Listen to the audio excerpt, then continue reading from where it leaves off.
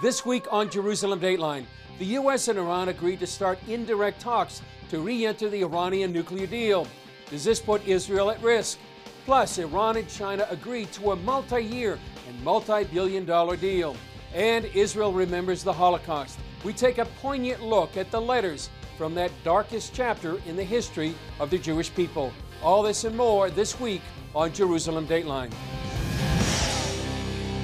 Hello and welcome to this edition of Jerusalem Dateline. I'm Chris Mitchell. On Thursday, April 8th, Israel marked Holocaust Remembrance Day to mourn the 6 million Jews who died in the Holocaust at the hands of the Nazis before and during World War II. A 2-minute siren sounded throughout the country as Israelis stood in silence to remember those lost in the darkest chapter in the history of the Jewish people. The night before, at Yad Vashem, Israel's Holocaust memorial, Israeli Prime Minister Benjamin Netanyahu declared Israel would not be bound by the Iranian nuclear deal. Also to our best friends, I am saying, let there be no mistake. An agreement with Iran that will pave her way to a nuclear weapon, a weapon that is threatening our destruction. An agreement like that will not bind us in any way. There is only one thing that binds us: prevent those who strive to destroy us to carry out this plot. Earlier in the week, the U.S. and Iran began indirect talks in Vienna to renew the Iranian nuclear agreement struck by President Obama in 2015, but ended in 2018 by President Trump. The development raises major concerns in Israel and the Middle East that it would accelerate Iran's road to nuclear weapons.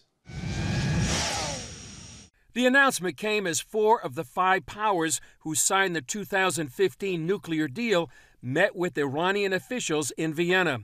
Mediators arranged 2 working groups for the U.S. and Iran. One would discuss removing sanctions imposed by former President Trump, and the other would discuss Iran's enrichment of uranium. President Trump pulled out of the deal in May 2018, but President Biden made it one of his foreign policy priorities to re-enter the nuclear agreement. We know these will be tough talks. We know there will be difficult discussions ahead, but again, this is a healthy step forward. It's a healthy step forward because it allows us to move forward with what we see is as the only path to achieve what President Biden and as a candidate Biden laid out. And that is a mutual return to compliance. Since Biden became president, Iran began enriching uranium to 1 step below weapons-grade uranium. Israeli Prime Minister Benjamin Netanyahu warned about re-entering the agreement. We must not go back to the dangerous nuclear deal with Iran, because a nuclear Iran is an existential threat to the state of Israel and a great threat to the security of the entire world. Others warn it gives in to Iran's demands. The most expedient way to get a crisis with Iran over is to pay Iran's extortion racket.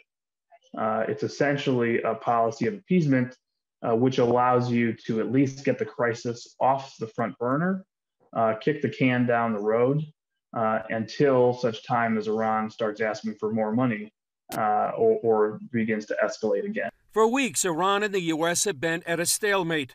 The U.S. said it wants Iran to reduce uranium enrichment before lifting sanctions, while Iran demanded the U.S. lift all sanctions before reducing enrichment.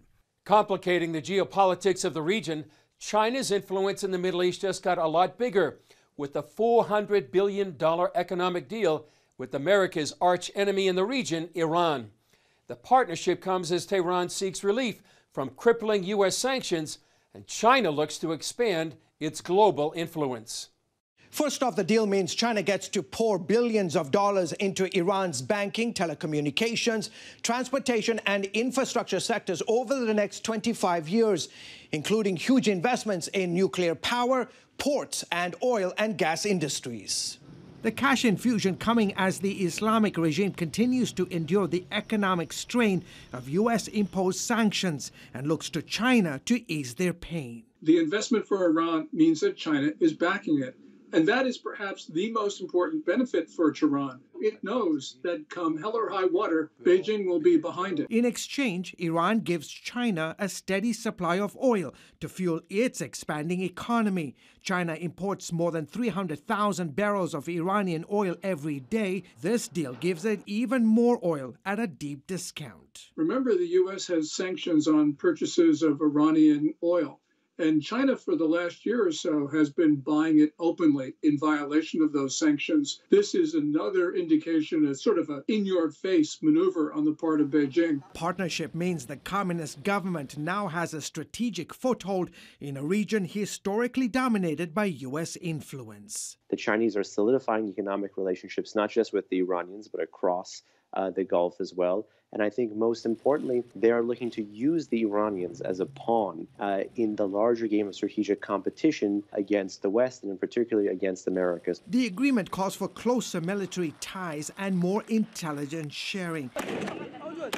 Experts warn the new China-Iran axis could mean potentially more money to fund the Islamic regime's proxy forces in Yemen, Syria, and Iraq, and further destabilize the Middle East. Because it gives Iran backing, undermines every other country's diplomacy in the region. This is going to be a problem not only for Washington, but also for Jerusalem.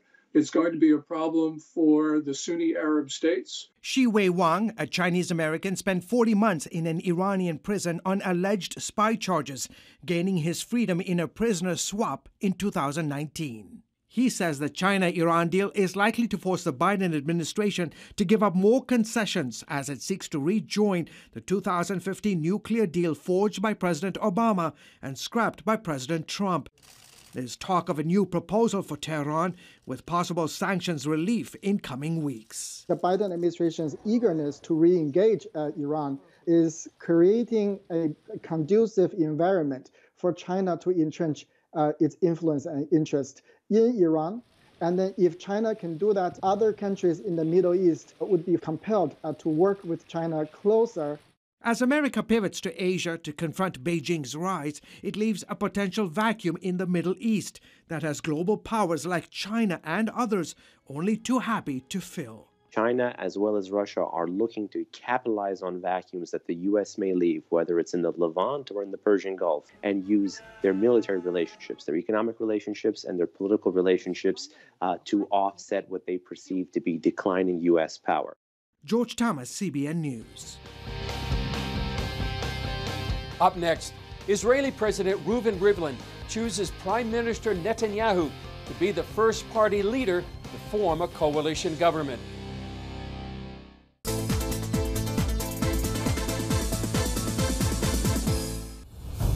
It was not my grace, but God, that I might come to the Irish nations to preach the gospel. Now available from CBN Films, I Am Patrick.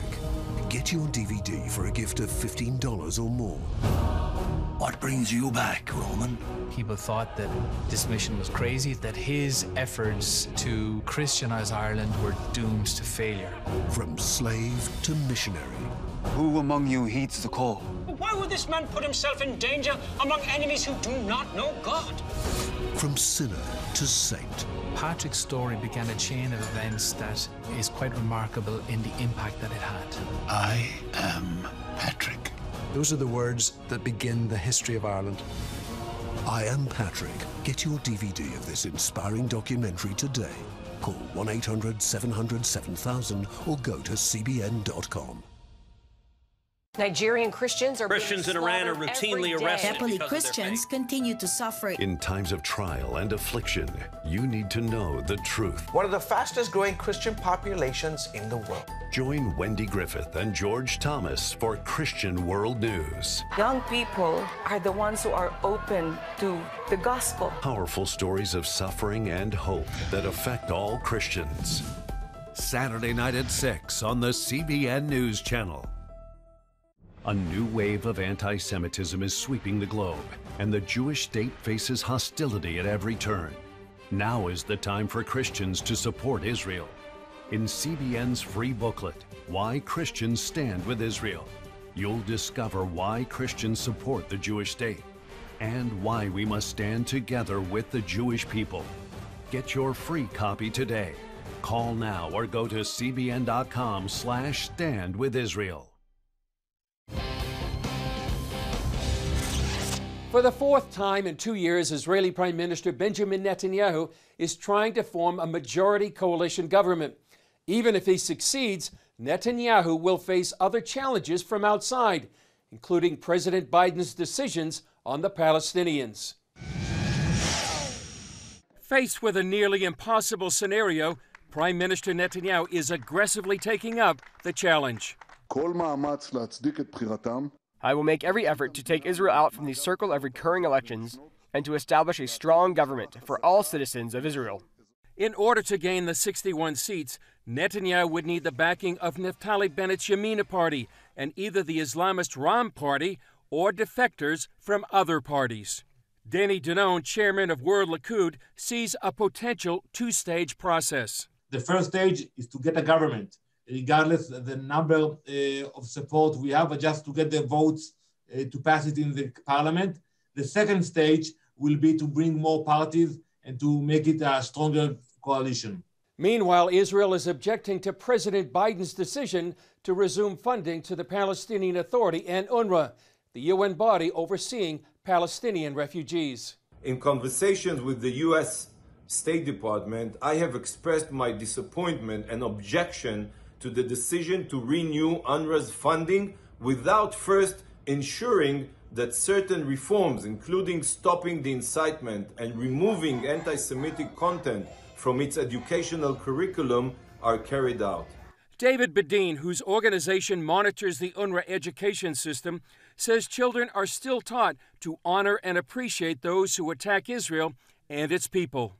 How can you allocate funds to a school system which teaches the children to make war on a member state of the United Nations? There is no accountability procedure in UNRWA. This is an agency which has military training in the schools. With the majority of its budget going to education, Bedin calls for UNRWA to be held responsible for what it teaches. Donor nations could demand, number one, a disarming of the UNRWA camps. Number two, stopping military training in the camps. Number three, introducing concepts of peace education, of reconciliation with their Jewish neighbors, instead of saying the only solution for the Jewish neighbors is to make war on them.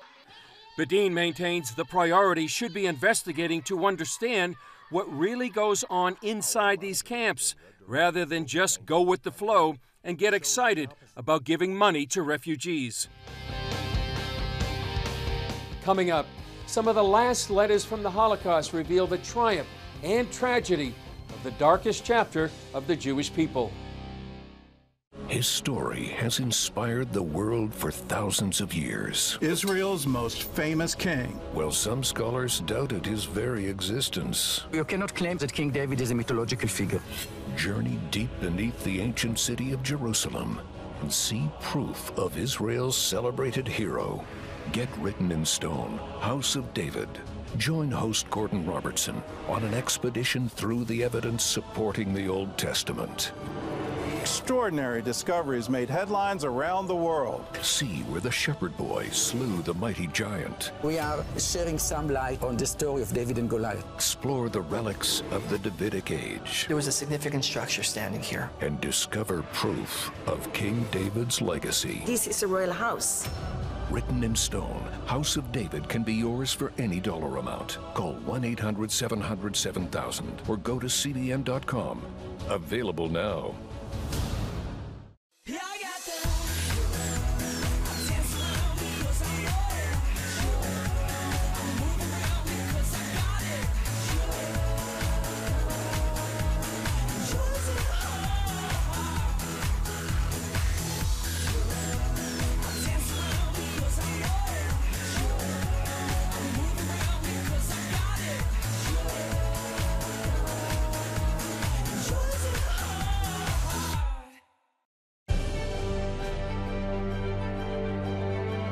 Here, we're committed to a heritage of rigorous scholarship, dating back over 1,000 years. And to a faith tradition dating back 1,000 more. This is how we create a culture of inquiry, where no topic is off limits. And a culture of hope. Anything's possible! It's Christian leadership. And it's changing the world for the better.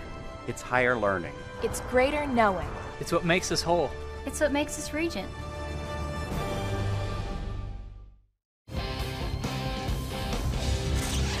Each year, Israelis pause to remember the Holocaust, the slaughter of 6 million Jews by the Nazis and their collaborators. In talking about such a daunting subject, it's often hard to grasp the reality of each person's story, their life, family, hopes, and dreams. An online exhibit from Israel's Holocaust Museum aims to tell those stories. Before COVID pandemic hit, CBN Scott Ross visited Yad Vashem in Jerusalem to bring us that story. My dear Rosie, I am happy that you received our greetings. What are you up to, my darling? Be well. Many kisses from your mother. In every letter at the beginning and at the end, she wrote, "Make sure to take care of your health." That's the final letter Rosie Yoshkovitz received from her mother, Berta. Each story is unique. In those online exhibitions, we're telling stories first to commemorate the victims, to give them back their names, human dignity. Yona Kobo oversees the new exhibit, Last Letters from the Holocaust, 1943. The letters were chosen because they are very intimate, very personal, very unique, because each handwriting is different from one person to the other. You can find stains of tears of those who wrote the letters and tears of those who received the letter. When you read these letters from mothers, fathers, children, what does that do to your heart? Sometimes it's tearing me apart. Sometimes I'm crying. How were they delivered? Was there there was no postal service? The post service worked the entire war, even in the camps. Censorship? Sometimes not, but I think they censored themselves. Kobo gave us an extremely rare look at Yad Vashem's vast archives, where I saw some of the actual letters. What does this say? That was written by a child. She was almost 12 years old. Her name was Regina Folkenflick, and she was living at East Poland. She was hidden at a Christian family. Her parents thought that was the best way to save her, by putting her in a good family. But the child was shot. The rest of the family survived. And her brother, now 84 years old, donated the letter to Yad Vashem. It's in Polish, and she's writing, "Dear mother and father and dear Dolik," her brother, "be well. Mommy, don't be upset. Please forgive me, Mommy, for writing so little." And here's another one. That is another one, written by a young woman, 19 years old, Rosette Bomblat. She was active in a group of underground movement in Paris. She helped saving other Jewish children. Her family was hidden in a village not far away from Paris. And Rosette is writing here in French, "I'm only living for the day that we will be together again." All the family, except of Rosette and her oldest sister Sarah, survived and emigrated to Israel. She didn't? She didn't. She was transferred to Auschwitz. She was murdered in the camp. What about your family? My mother was born in Germany, and she has been through a ghetto, a labor camp, and a very, very long death march. She marched 800 kilometers by foot. My father survived Auschwitz, and they met after the war was over. And when I was older, like 35 years old, my father remembered to tell me his secret. He was a widow when he met my mom. He lost his first wife and baby daughter in Belzitz. I just recently found the name of his daughter. This online exhibit is just one of many at Yad Vashem, the main collection of Holocaust documentation in the world. So one of the main missions of Yad Vashem is to collect into one place all the documents, all the evidence about the fate of Jews during the Holocaust. It was the first intention of Holocaust survivors the first day after the war was ended. Dr. Chaim Gertner is director of the archives. We understood that the Nazis not only planned to murder the Jews, but also understood or wanted to annihilate, to erase our ability to know who were they and what happened to them. Erase their memory. So this is why Yad Vashem decided as one of its most important missions to collect all those pieces of huge puzzle of our joint history into one place. The more than 200 million pages of documentation includes testimony, survivors' stories, photos, and other personal items. We launched 7 years ago a national campaign. We call it Gathering the Fragments. We met until now close to 11,000 people who donated to us during the last 7 years more than 124,000 items and collections. And are there many survivors living today that have seen this, been here, and experienced this? Yes, Holocaust survivors do see Yad Vashem as the home of their items, and they say here it will be kept forever. He will preserve it. And I may tell you the story, for example, of this sweater over here. Yes. That was donated to us on the first day of this campaign, 7 years ago, by a lady from Tel Aviv. It was belonged to her sister. So for her, it took a lot of time to decide to separate with that. The name Yad Vashem comes from the Bible. It means a memorial and a name. Yad Vashem, during the last 2 decades and more, is struggling to tell the story of individuals in the Holocaust. They were human beings that used to live in Europe and elsewhere, and they had lives, they had kids, they had dreams, and it tells us also something about their ability to survive during those years in those inability times. How important is it to have all this online? Around 1 million visitors are coming to Yad Vashem every year. Almost 10,000 of them are visiting our reading room every year. But last year, more than 19 million people all over the world, Jews and non-Jews, used our databases online. Because you're around this and have explored this and researched it, do you become jaded at all? I mean, it has to affect your heart. I am a son of a Holocaust survivor myself. I was going to ask you that. I think that as an educator, our mission here to educate the next generation is what gives us the strength to think ahead, what to do with that story for generations to come. Scott Ross for CBN at Yad Vashem in Jerusalem. Coming up, generations of one Jewish family serve in the military to preserve the destiny of the Jewish people. Thank you for watching Jerusalem Dateline. We're committed to providing you with unbiased reporting from the Holy Land. Through weekly broadcasts, podcasts, and online media, our vision is to reach millions around the globe with the true story of what's happening in Israel and the Middle East, all from a biblical and prophetic perspective. This is a big vision and is only made possible by the generous support of people like you. Call us toll-free at 1-800-700-7000 or go to cbn.com/Jerusalem Dateline and make a donation that will help spread the light of truth about Israel throughout the world. Now, for a limited time, you can get 5 of CBN's critically acclaimed documentaries. Experience the rebirth of the modern state of Israel. The historic bonds between the Jewish people and the land of Israel cannot be broken. Relive the battle for Jerusalem in the Six-Day War. Jerusalem is yours, forever. Discover how Israeli volunteers are changing the world. When people need us, we volunteer and we come and help. Explore the world of Israeli technological innovation. We're people of dreams. God gives us dreams. And that's really the roots, I think, of much of our innovation. And understand the biggest land dispute in history. Many Palestinian Arabs claim that the Jews stole Arab land. But is that the real story? This exclusive Israel DVD collection can be yours for a gift of $40 or more. Call now or go online to get your Israel DVD bundle today. Orphans Promise is committed to loving and serving at-risk children, to helping keep families together, and to creating opportunities for strong and sustainable communities around the world. We're working in over 60 countries, and with your help, we can do even more. We are out to change the world, one child, one family, one community at a time. Will you join us? Hey If you're tired and exhausted all day, you can't think clearly, and you really just need a cup or even a pot of coffee to get through your day, then join me, Dr. Josh Axe, for this new series where I'm going to teach you how to transform your diet and use essential oils and supplements to get a better night's sleep. Wake up to your best life. Call 1-800-700-7000 to get your free DVD or booklet of Protect Your Sleep today.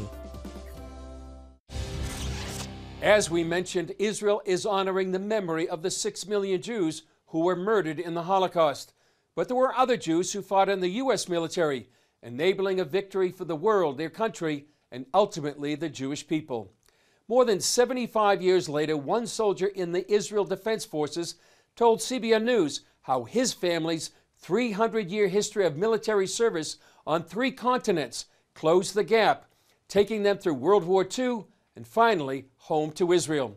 Here's Julie Stahl with that story. At age 18, Jesse Ebner immigrated to Israel to enter the IDF and fulfill a family tradition that goes back generations. I knew I was going to the military based off of my family's history that everybody for the past 300 years has been in one military or another, starting back in the Austrian Empire all the way to the United States. And I decided that I had to come here for ideological reasons. Ebner's grandfather and great-uncles fought with the American military during World War II. Those great-uncles helped defeat Nazi Germany and liberate the Dachau concentration camp. One brother was in the 101st Airborne. They liberated the Dachau internment camp.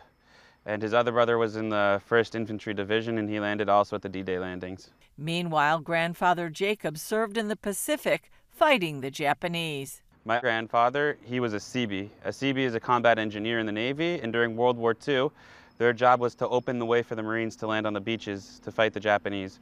So he was in Iwo Jima, he was in Guadalcanal. His job was to get onto the beach, defuse mines, to stop tank traps, in order for the Marines to be able to have a successful invasion of these islands. This military heritage that began centuries ago also led to a name change. We originally were the Cohen family, and they decided that they wanted to be officers in the Austrian military, so they bought the last name Ebner, which was a nice Austrian last name. And it just continued up until my father himself was a fighter pilot in the United States Air Force. Ebner now feels his family has come full circle.